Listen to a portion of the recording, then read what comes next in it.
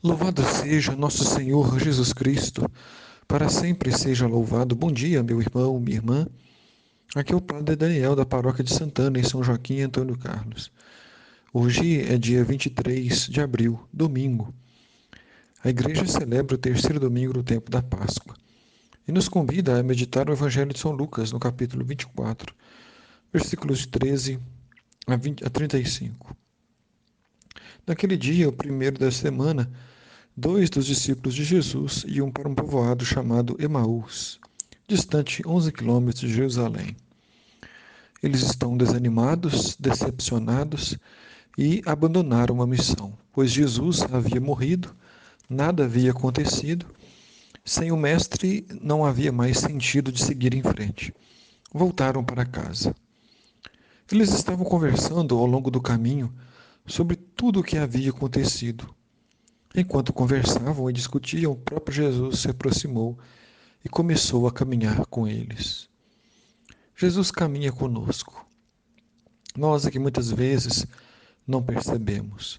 Estamos com muita pressa, estamos com os olhos vendados pelo egoísmo, pela indiferença e pela falta de fé.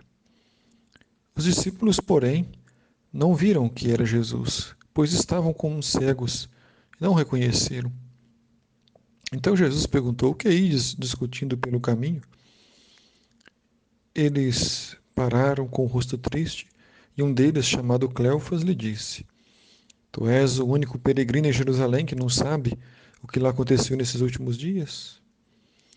Aqui nós podemos observar que um dos discípulos se chama Cleofas. Como se chama o outro? O evangelista não disse. Ele não disse porque esqueceu? Não.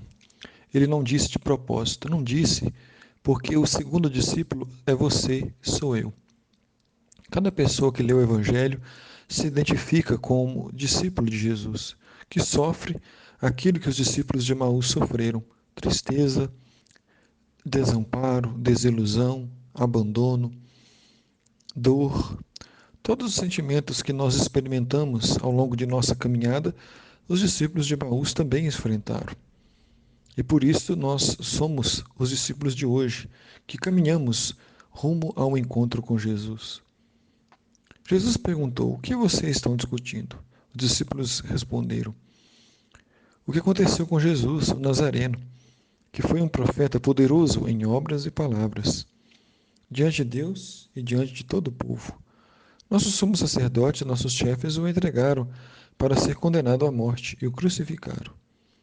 Nós esperávamos que ele fosse libertar Israel, mas apesar de tudo isso, já faz 3 dias que todas as coisas aconteceram. É verdade que algumas mulheres dos nossos grupos nos deram um susto. Elas foram ao túmulo e não encontraram o corpo dele. E voltaram dizendo que viram anjos. Alguns dos nossos foram ao túmulo e encontraram as coisas como as mulheres haviam dito. Mas a Jesus, porém, ninguém viu. Os discípulos de Maús não confiaram no testemunho de Maria Madalena, não acreditaram no seu testemunho. O túmulo estava vazio, o corpo não estava lá mais, mas eles recusaram a acreditar. Então Jesus explicou para eles as Escrituras. E chegando a Emaús, Jesus fez de conta que ia mais adiante. E os discípulos lhe convidaram: Mestre, fica conosco. É tarde e a noite já vem chegando.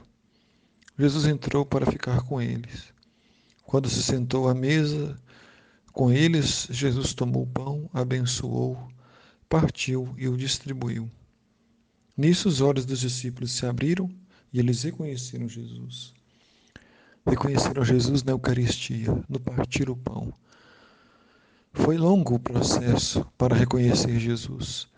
Houve diálogo, houve o estudo das Escrituras, houve a hospedagem, o convite para entrar dentro de casa, houve a ceia.